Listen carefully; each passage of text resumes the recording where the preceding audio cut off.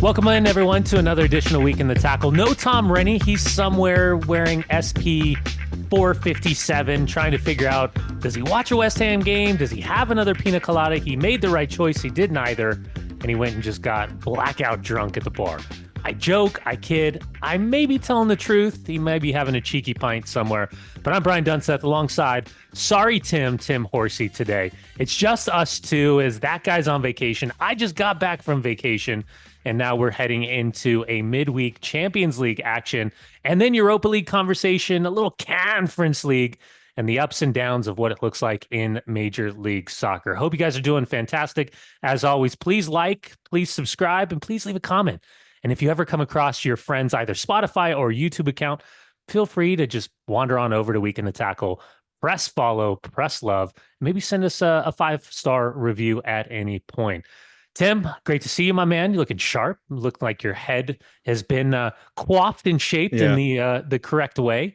It's a little bit shorter up top. A little bit shorter up top. Just a little bit. I mean, I'm on official wedding countdown here. I'm like 6 weeks out. So I did the final chop and let it grow. I'm going to let it grow out a little bit before we get to the wedding time. And then you're going to panic and be like, oh my God, I need another haircut. I am absolutely going to panic and get one like a week out, and it's going to look terrible. By the way, how was the bachelor party? I haven't seen you since the bachelor party. I know, it was great, man. Went up to, it's not the mountains as you would think of it living out there in Utah, but we went up to the Poconos in Pennsylvania. It was right around March Madness time, which, as a University of Maryland person, I love watching the Terps play college basketball. We got this big old house with a bunch of my guy friends, and there was some blackout drunk in there, like you mentioned with Tom Rennie. There was a home theater set up in this house, so it was like 8 theater seats, fully reclined, with about a 200-inch screen that we put 4 games on at once, and we were just having a ball out there. It was fun. It was really, really fun. But now it's we're kind of in the mode of, holy hell, this thing is right around the corner here. Hold on tight. Yeah, hold on tight. Can I give you a piece of advice that I try to give everybody? On the day of your wedding, there's going to be so much havoc happening, and you're going to get pulled in so many different directions. The most important thing to remember is to take a few moments, every opportunity you get, for you and your wife. Because as crazy as life can be, and as you're being pulled from parents and cousins and gotta dance and have a toast and all these things, steal those moments, because those are going to be the moments that you remember the most. So sorry, Dunny. It's something that I'm really trying to concentrate on, because I appreciate it. I'm trying to take advice from anybody I can. And Tom is just doing like the whole just don't get married because he's because it's Rennie. Yeah, exactly. Yeah. But that is one that I keep hearing, and I know I don't want to just like shrug it off, because you hear it from everybody. It goes too quick. Make sure you try and get those moments. And we're kind of planning around, we're doing the whole thing at one place, ceremony and reception, everything, cocktail hour is all at one spot. So we're going to try and like sneak away a couple of times, which I think is going to be ideal. But yeah, May 30th, it's almost here, and I can't wait. I can't wait for it to be here, and then get rid of all the planning stuff, which is kind of so. You said something. I got to call you out. You said something. You said planning on sneaking away. Are you guys like planning on starting a family right away, sneaking away? No. Or like we're going to imbibe in a few adult beverages and sneak away. Yeah, just maybe imbibe in a few adult beverages. Maybe we do our dinner like by ourselves, like in private, and have a bite to eat before we kind of get hobnob and get pulled in every direction. So let's all do math here on Week in the Tackle. Just to be clear, end of May, early June, if there is a little horsey, if there's another horsey in the house, 9 months from now, we know what's sneaking away during the wedding, post-wedding celebration. We're just going to leave that one right there. There we go. We can timestamp these. It's crazy. We can just fast forward. Okay, weekend, you're good. You're healthy. You're back from the sticks and the Poconos celebration. Everything feels as though we're back on track. We're kind of near the end. I was having this conversation over on SiriusXM FC on Counterattack with Tony Miola the other day. You're the Liverpool guy, so you guys are flying. I mean, outside of one bad week against PSG and a cup final against Newcastle, what could have been the treble feels a little bit different. It doesn't take the shine whatsoever off of the conversation about the Premier League title, because you guys have been untouchable in terms of performance, consistency. Arne Slot stepping in the shadow of Jurgen Klopp. The infrastructure changing behind the scenes. The only thing that I I think a bit critical from the outside looking in, and this not coming from a Manchester United perspective versus Liverpool perspective. This just comes down to unnecessary havoc. And I'm going to file this under unnecessary havoc of why in the flying squirrel are we April 15th and we get to celebrate Mo Salah, new contract, getting everything that he wants. And now we're obviously waiting for the conversation about Virgil van Dijk and getting everything that he wants. And maybe we talk about Trent Alexander-Arnold and the potential for him to allegedly make this move to Real Madrid. I don't know if you got to choose 2 out of 3. I don't know if you had to choose 1 out of 3. I don't know if you could have chosen all 3 out of 3. But I don't understand why this was drug out in the manner in which it was that becomes a distraction to Arne Slot, how he has to manage the players and he has to manage the narrative and the public opinion. And then for the players, and we go back to late fall when Mo Salah all of a sudden pops into a scrum and has this conversation, basically lights off a flare of, I'm not happy with the way this thing is working out. Now we're coming to a positive conclusion. Maybe that's my only negative about the season outside of that 1 week where everything went sideways, that this year for Liverpool, Arne Slot, and this Premier League title run-up has been extraordinary in terms of the consistency of results. What say you, Liverpool homer, horsey in the house, Tim Horse? Also, I mean, Liverpool pessimist too. That's true. That's true. It's hard. It's hard to be negative. And like there have been. I remember when Liverpool, we cover this obviously on Sirius XMFC extensively, in the COVID year when they won their title, and there were a couple, callers and listeners and tweeters and stuff that we would get on FC they were very much like, well, but they have all this stuff that they need to improve and they're faltering towards the end. And yeah, for me, if you let that stuff get to you as a fan, as an executive or whatever, you have to be planning ahead. But as a fan where I sit, if you let that stuff get to you in the moment when they're winning a title, especially that title, which is the first one in 30 years, you're kind of ruining the moment for yourself. Yeah, so that's true. I totally understand. And like the Mo Salah thing has just been, and now obviously as we record this, has been resolved, and it looks like Van Dijk is coming down the pipe sooner rather than later. It has been a little bit of a cloud. And I'm sure, I mean, this is from a player's point of view, that I'm sure it's affected them in the locker room. And the Athletic wrote a really good piece about kind of the ins and outs of how this deal came together, which I would highly recommend you go and read. But it hasn't really affected anybody, right? Like in terms of where they sit in the league. So it's hard for me to be super negative about it. I will say this summer, and I'm not trying to ruin the title like I just mentioned a couple minutes ago. Pessimistic horsey. Here it comes. No, this summer is going to be massive because look, Arne Slot didn't bring anybody in last summer. There were no signings in the summer, which we all thought was going to be kind of this major overhaul after the Klopp era. It was quite the opposite, where he basically came in and said, I want to see what I have here before I make any sort of improvements. Salah stays, Van Dijk presumably staying. I think it makes it a less impactful summer than it might have been, where it might have been that's a good point. Massive turnover with where you already have these established veterans in place. Sure, that's a 2-year deal for Salah. What happens if he falls off? Time catches up with everybody. I totally understand that. Van Dijk, he's got 54 goals and assists. Right. Like, what are we talking about here? Right. He's not changing his style unless there's a massive injury. There's nothing that changes in the next 2 years for Mo Salah. Right. Van Dijk, there's been signs of a little bit of a decline, but I think it's better to have these established pieces there for the following couple of years. Let Slot bring some of quote unquote his players in or whatever fits his model and do a slow rebuild rather than they win the title, send these guys off like legends, and now you're sitting there like, oh crap, what do we do now? Now we have to rebuild. Now we have to climb back. So as pessimistic as I can be, it's hard to be at this moment in time. I want to ask you though about your club because I'm here to ask you questions. Oh boy, people want to hear about you, not me. So let's start with the Premier League a little bit. Let me look at the Premier League table here. If I pull this up, no, don't do it. Trust me. I speak from experience. 10, 11, keep going. 12. Nope. Oh, there's Everton. Surely you're not warming. There's not Manchester United. There it is. Below Everton in the Premier League table, they sit 14th. Better than, and I'm not going to say it like you do it because actually it annoys me, better than Tottenham in 15th. Tottenham. There it is. 38 points for Manchester United, 37 points for Tottenham Hotspur.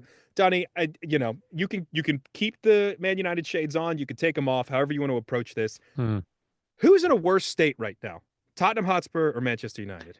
Well, I would also gently like to point out, looks at FOT Mob's table as it stands. West Ham starting on 35 points, Wolves 4 consecutive wins in the Premier League after that draw. What did Vitor Pereira say? Points, then pints. They are certainly in a great spot outside of maybe a Mateus Cunha conversation. Yep. That's we'll file that one under self-inflicted. I just want you to realize that 17th place could absolutely be ours when it's all said and done. God. Okay, where do you want to start?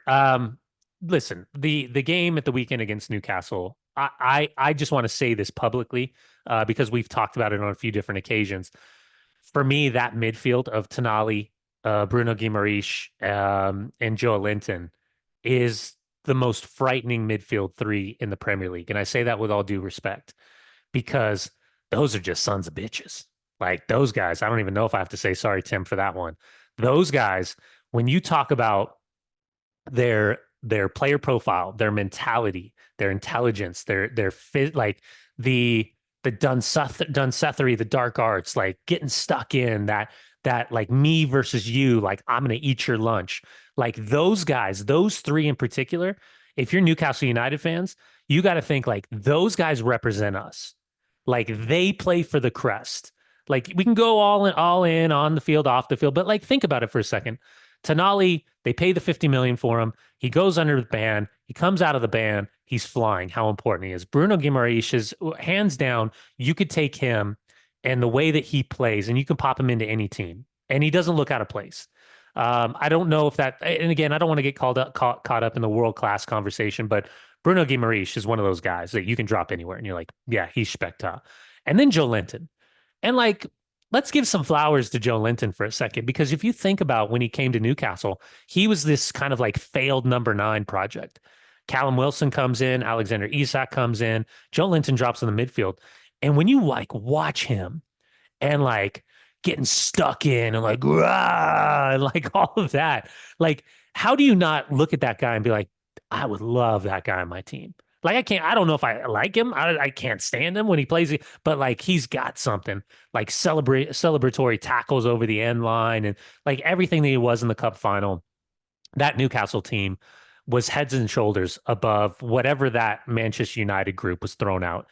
And again, I know we'll get into Ange Postecoglou and Spurs and this dynamic of midweek, understanding that they got nothing to play for outside of Europa League competition and trying to lift that trophy and then trying to immediately qualify for Champions League, because that's when the monopoly money starts rolling in and will absolutely change their fortunes when it comes to a recruitment class over the course of the summer. But for Ruben Amorim, I respect the way that he verbalizes everything to the press, and almost to the point where I'm concerned about the honesty, because it gets into that Ralph Ragnick honesty standpoint, Right. where it was really tough to listen to Eric Ten Hag because everything that he was saying wasn't visually linking up to what we were seeing on the field. With Ruben Amorim, my question is, at what point is the game module, right? The way that he sees the game specific to this formation, this hybrid of a 3-4-3 with the way that they play. How absolute are you in being a young manager that this is 100% the correct way to play? And by that, I mean, this system was working so well at Sporting Lisbon that they absolutely throttle Man City in group stage action down in Lisbon before he makes the move and comes over to Manchester United. So theoretically, the system works. But does this system work for this group of players? And I don't know if I could ever, for what we've seen right now for the 3.5 months of Ruben Amorim at Manchester United, I'm not sure anyone could argue that this system is 100% the correct fit for this group of players. Not just speaking to the Newcastle game, but speaking to the bigger picture. Because what I've tried to say with this group is Bruno is going to be the world-class player in the group. You have a lot of really good international players.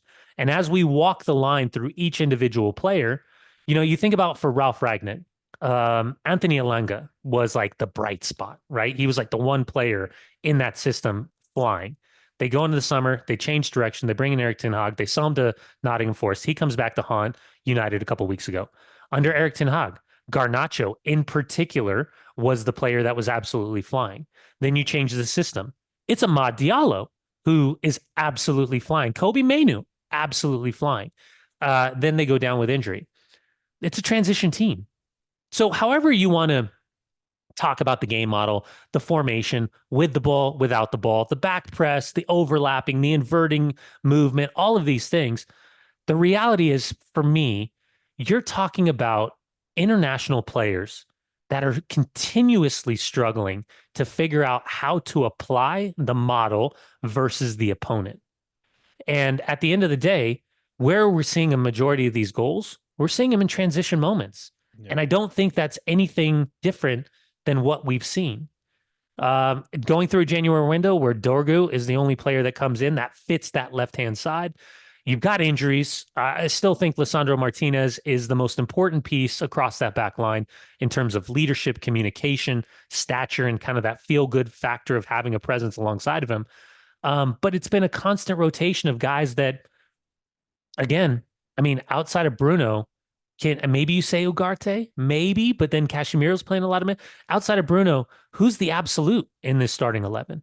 And I'm not sure we can say with 100% certainty that when it's all said and done, if he had his full complement of players on this roster, that he would know that we could predict who his 100% absolute starting 11 is. And I think that's more of an indictment of the idea of the system fitting the players versus the players fitting a system, if that makes sense.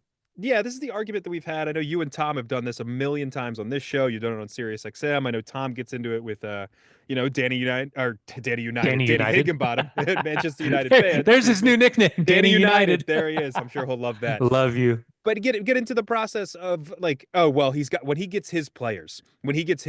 If I'm a Manchester United fan, I'm worried that we're going to go into next season and the summer happens and Amorim brings in, I don't know, 4 guys that he likes, but it's not a full complement of guys that you want to fit the system. And it's another year of what you're just saying there. It's another year of these players can't match the system. The system isn't working. They're not executing the system for what it needs to be. Everybody is just saying, and you've said it before as a United fan, and you're very level-headed when it comes to that team, but for me, it seems like everybody just assumes that by the time we get to next August and the next season kicks off, he's going to have his full complement that he needs and everything's going to be fine. And this system, which hasn't worked at all since he's been appointed, is just magically going to work again. Well, and that's kind of the turnover of this conversation. So, I've got my handy dandy little notebook right here and I write my little notes. I would just let you, I would like you to know here's the situation that Ruben Amorim has walked into. Lindelof, it has an option on 2025. Harry Maguire, option already picked up. Christian Eriksen, 2025, does not have an option at the end of it. You've got Jadon Sancho going to 26 plus 1, as well as Casemiro, 26 plus 1. Anthony, 27 plus 1. Luke Shaw, done in 27. Bruno, 27 plus 1. Then you got Rashford, 28, 2028. His deal's done. Dalot, 28 plus 1, meaning that option year. Onana, 28 plus 1. Højlund, 28 plus 1. Mason Mount, 28 plus 1. Amad Diallo is now re-upped through 2030. So when you look at the laundry list of players, and I'm trying to be pragmatic, thinking about the Ineos taking over of a combustible group of players that are, making monopoly money every single week. How do you divest of these guys if you're Ineos in this new leadership program, who, by the way, I would just like to point out, hasn't shown that they absolutely 100% know what they're doing with regards to Dan Ashworth, and that goes into profits and sustainability. The extension on Erik ten Hag and his staff, profit and sustainability. You're looking roughly between 12 and 15 million right there. So you obviously have Marcus Rashford, but there's a 40 million option to buy for Aston Villa. Jadon Sancho, he scored a great goal against Ipswich Town, but is that enough for Chelsea to activate the full purchase on that deal? They're still taking a bath on both those players. You got to figure out Luke Shaw. He's great for England in the Euros during the summer, but has played 3 or 4 games and can't stay healthy. And this has been indicative of the better part of the last 4 or 5 years since the injury underneath Mourinho, which had a devastating effect on the trajectory of his career. Christian Eriksen, love him to death, but it is what it is. Anthony, got to figure that situation out. Real Betis has got to figure out a way to offset the wages if he wants to, or if they want to. And maybe he just fits. Maybe La Liga is the perfect place for a guy like Anthony. And there's nothing wrong with that.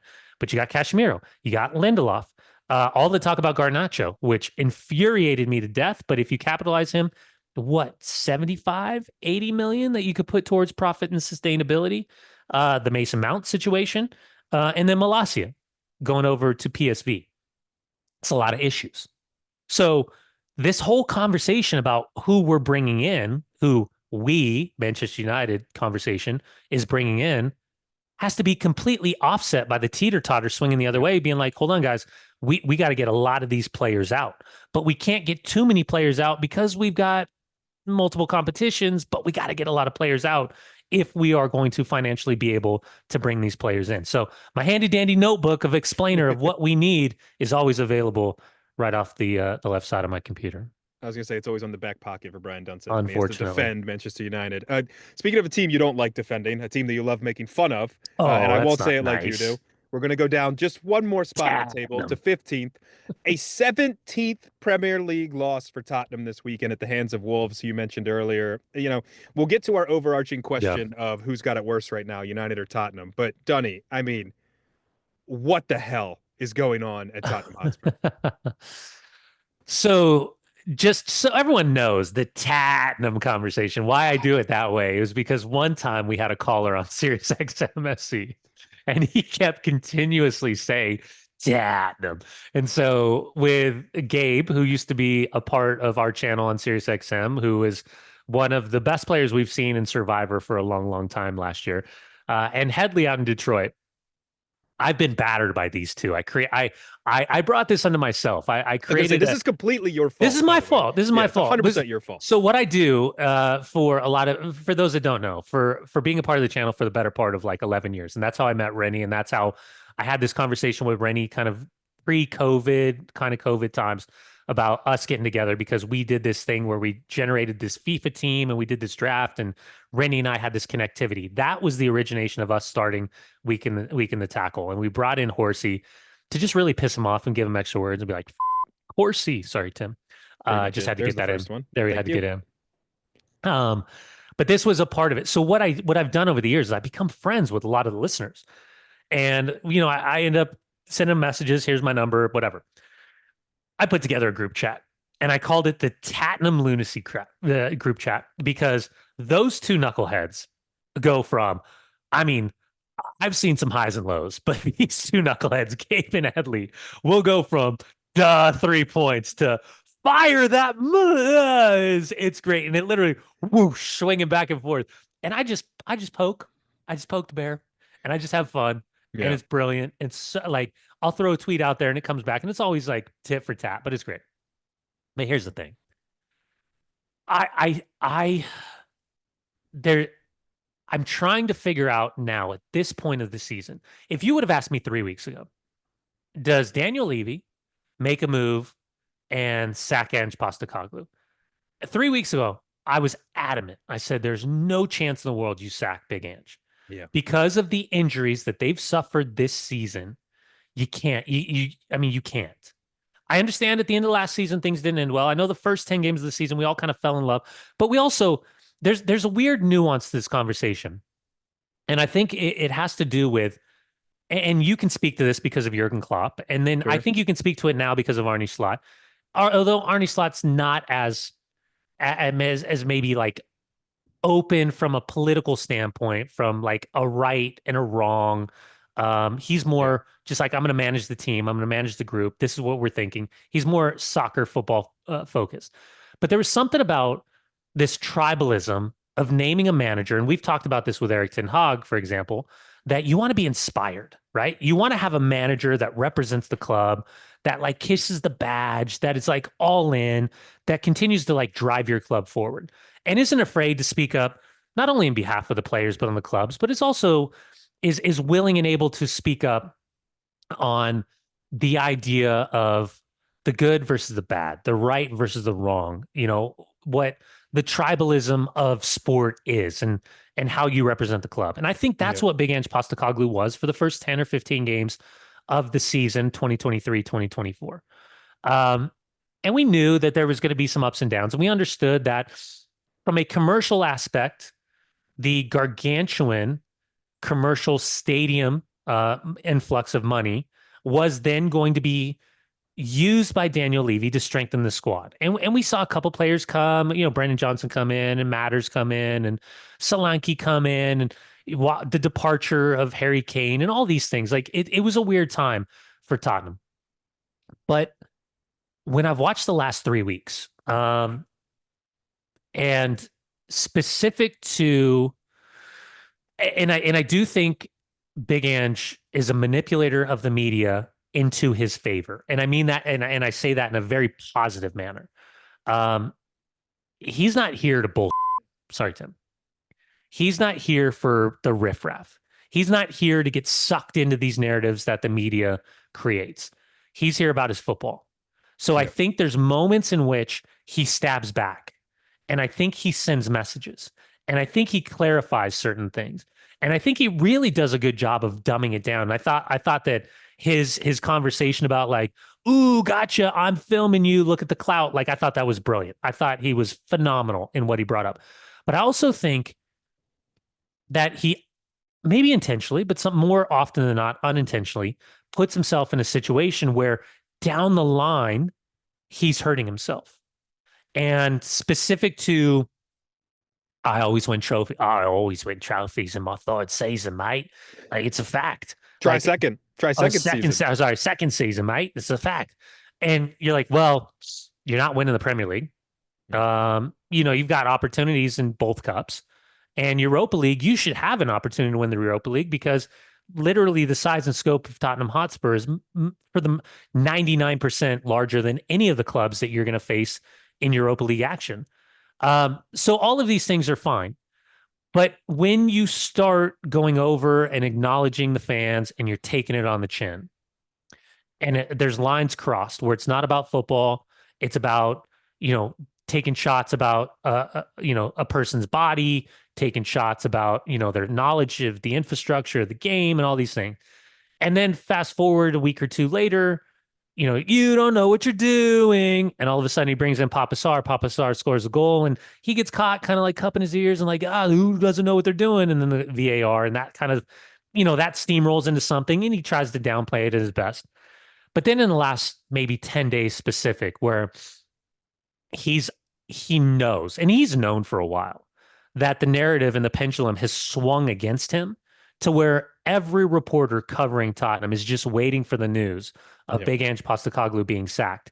When he's acknowledging that, the only thing, and I don't even think that winning a Europa League title saves his job. Meaning that with Vinay coming over from Arsenal after being on Gardner's leave and now being the CEO, it almost feels like it allows Daniel Levy to step back and be like, I've got a guy like Paratici who is here that gets to make the decisions. I separate myself from the line of fire. I'm the business guy. I'm the money guy. I'm going to let Vinay be the one who makes the decisions going forward. It almost seems like he's taking that hot plate off the hot stove and he's allowing somebody else to deal with it. And I think for Big Ange Postecoglou, even if he wins, I could see egotistically him saying, you know what? You didn't back me. You didn't protect me. You left me hanging on an island and I'm not dealing with this. Sorry, Tim. So I could see all of these things happening and them being like, shake hands, walk away, trophy to the club.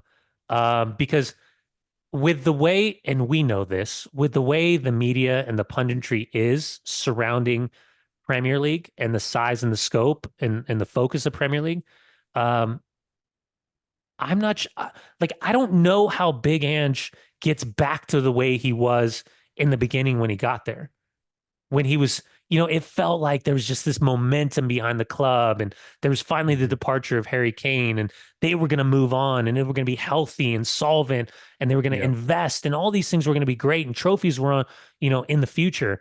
And I don't. Does anybody? I mean, does anybody see a way in which even if he wins a Europa League trophy, that the general media will kind of allow him to stay? I don't know. Even the Spurs fans, it feels like it's 25% for, 75% against at this stage. Yeah, it's been such a spiral, I think. And Tom has talked about this a number of times, just him doing it, as a job, doing those post-match interviews, the one-on-one. Mhm. When you start to attack the media like that, like it or not, They're going to they're bury gonna you. they're gonna bury you Yeah. when it comes time to bury you.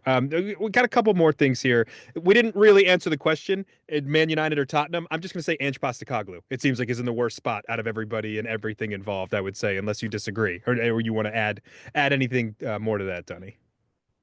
Yeah, I still. He I just mean, doesn't want to I say Man think United. He just no, doesn't no, want to no, say no, it. no. Because I was trying to figure out the way the complexity of Eric Ten Hag winning two trophies during his timeline, and where United is. I I think I think they're equal, to be quite honest with Yeah, you. I don't. There's certainly one's not better than the other, if that makes right, sense. They're right. equally as bad. How's that? That's fair. All right. And Uh, they're la, both la, going to end up tied for 17th. Right. Last couple of things here before we get wrapped, and one kind of personal to Dunny as well. So Dunny was on vacation. So Mm. end with that. I want to hear about the vacation. I want to hear about going camping with the boys and how that was. But before that, a little MLS. Olivier Giroud looks like he's arrived Oh, for LAFC. yeah. So it was Tio Max Bredos and I. We were down and we'd had LAFC against San Jose. San Jose was coming off the 6-1 win against DC United. Former MLS MVP Joseph Martinez. He had a hat trick. He was on fire. Espinosa scored, Chicho scored, Pellegrino scored the previous week. So really intrigued against an LAFC team, short turnaround time, knocked out by Inter Miami in CONCACAF Champions Cup, what it would look like. Stevie Trundle went to a 3-4-3, effectively kind of matched, although it's three more of a 3-5-2 for Bruce Arena, even though he would say, "Hey, done, Seth. There's 11 versus 11." There it is. Um, I just got to, it's just a respect thing. Have to. You just got to respect the Bruce. Um, but here's what benefited Olivier Giroud. And listen, I think we were kind of in this moment where it was like everybody was agreeable that should LAFC just buy out his contract because it obviously hasn't worked. He's not scoring goals. He's not having the influence that we expected. They go to 3-4-3. They match up against a 3-5-2. So effectively, the front three for LAFC were man marked by the back three of San Jose. And Bruno Wilson, the Portuguese defender, was having to deal with Olivier Giroud. I don't know if it was patterns of play that were dictated by Steve Cherundolo and his coaching staff, or this was just kind of a process of figuring it out live on the field. But I'd never seen Olivier Giroud so influential in the moment and getting so many touches on the ball. And without a shadow of a doubt, and Max Bredos covers LAFC. He does a lot of the behind the scenes training, all the videos. I said during the broadcast, I was like, I can't think of another game that Olivier Giroud has been more influential. And he said, me neither. And so credit to Cherundolo, credit to Olivier Giroud. This will put a pep in his step. They end up winning. Denny Bouanga scores his first goal after back-to-back 20-plus goal seasons. He's already scored, I think it was like 74 goals in all competitions in the 2.5 years he's been in this league, which is an extraordinary number. But on the backside of losing to Inter Miami, the long flight getting back home around 3, 4 in the morning on Thursday, and then winning a 2-1 against San Jose. Yeah, Olivier Giroud. That's kind of like my MLS up for the weekend coming off. All right, and wrap it here. Give me the vacation recap. How was Oh, it it? was Tell great. us everything. You look Yeah, tan. You look great. You look well y- rested. So how did yeah. it go? It was great, man. Teal Max and I had two games. We had at Atlanta and then San Jose. Flew back across the country, grabbed the trailer, threw the kids in, drove down to Sand Hollow in southern Utah. More sand in my washer and dryer and in my trailer than I ever could imagine. No, it was great, man. We went fishing. My little guy Luca ended up. So Micah, before we left, he had the idea. He's like, I'm gonna look up Sand Hollow. Like I'm gonna look at the reservoir and kind of find what's biting. He found the lures that were biting the best out there. And so we threw them on, went fishing. All the kids caught fish. It was great. Some largemouth bass, some rainbow trout. It was phenomenal. Just watching your kids catch fish, and then like we're not like ever since I've been young, I'm not like a catch and eat guy. I'm a catch and release guy. Fair. And so it was great. The boys, I got the hook out of the mouth. I made him hold it. We took pictures. I was like, I said, give him a kiss, send him out for good luck. And Luke was like, well, I'm not kissing this fish. I was like, you got to kiss the fish. But the fish were so big, like when you thumb like the bottom of the jaw, like you could feel their teeth, and he totally freaked out. So it's like one of Yeah. those like dad moments, because my Right. grandpa and my papa used to take me fishing all the time as a kid. So that was great. We went into Zion. Zion National Park's incredible. We ended up going to in Hurricane. It's not Hurricane, Hurricane. We ended up going to where the dinosaur footprints are. And so you could see the fossilized dinosaur footprints. So the Okay. boys, it was amazing. We were up in I don't know, the mountains, the sand dunes, whatever. I let the boys drive. They had fun. It was great. I mean, we saw a couple of like these old school forts that have been built where you're just like going back in time and just thinking about, the just the land itself and who was on the land during the time, just millions and millions of years up there. That was great. Got back home and then literally turned around, went to a soccer game, and then that next morning flew out to LAFC. So short turnaround time. I think we're all getting ready for the summer. Spring break is over. And we're all ready for this run up of not only Champions League action, Europa League Conference League action, but then the run up to all the respective leagues and getting into the start of the U.S. men's national team in June. Listen, we got Turkey, Phew. you got Switzerland, and then the build up to the Gold Cup. Mauricio Pochettino is going to have kind of the Jesse Marsh Copa America 40-ish days together with the group, coinciding with maybe a couple players not being available for the Club World Cup. That kicks off, I believe it's like June 13th, June 14th. So, man, I'll be with the US team for those two games against Switzerland and Turkey and Connecticut and Nashville. And then we're right into FIFA Club World Cup. So, man, hold on to what does Randy say? Hold on to your shorts. Yeah, hold on to your shorts, hold on to your butts, anything like There you that. go. So, Yep. Dunny, that's it. That's all I got for you, man. Appreciate you, my man. Again, short little week in the tackle, maybe a little bit longer. We went on a couple of rants. How do you ever explain Manchester United and Tottenham at this point of the season? And But as wedding advice always, and things like that too. there you go. Make sure you have a tall beverage alongside of you when you do. This has been another week of Week in the Tackle. Tom Rainey's going to be back. I hope he is burnt to a crisp. Maybe he didn't put on that SPF 374. I know he's enjoying his time with the family. Good time for him to get away. For Tim Horsey, I'm Brian Dunseth. Please like, please subscribe, give us 5 stars, send a review as always. And any questions you got, we'll be hitting them up here with the listener mailbag. We'll see you next week.